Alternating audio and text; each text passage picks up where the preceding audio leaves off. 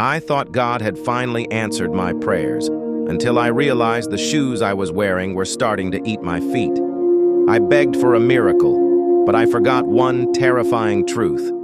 The devil hears our prayers too. If you have been asking for something desperately lately, you need to hear my story.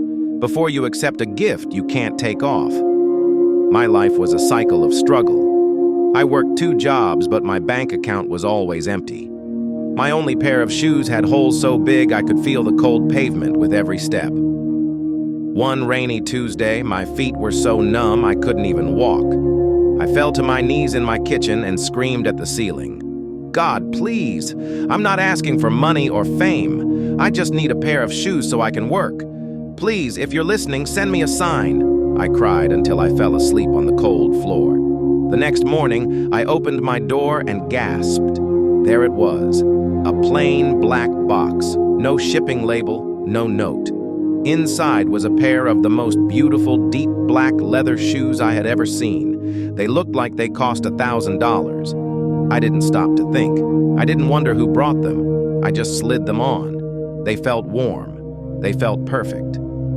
I looked at the sky and whispered, "Thank you, God. You finally saw me." But the blessing didn't last. By the second day, my feet felt heavy. By the third, it felt like the leather was shrinking, tightening around my bones like a snake. I sat down to take them off, but the laces felt like they were made of stone. They wouldn't move. The pain became a nightmare. It felt like thousands of tiny needles were stitching the leather directly into my skin. I tried to scream, but my throat was dry from the fever. I was trapped in the very thing I had prayed for. I crawled to the center of my room, sobbing. "Why, God, I thanked you. I was grateful. Why would you give me something that causes me so much pain?" Then a voice, deep, calm, and shaking with power, echoed through the walls. "My son, why do you cry out to me? The shoes I sent for you have just arrived at your door this very moment." My blood turned to ice. I looked at the front door. Then I looked down at the black leather fused to my feet. If God's gift was just arriving, then who gave me these? A low, raspy chuckle came from the corner of the room. I saw him, a shadow leaning against the wall, watching me with a wicked, mocking smile.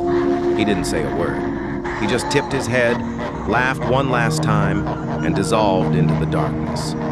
I sat there in the dark, my heart breaking, as I heard the heavy thud of a real box landing on my porch outside.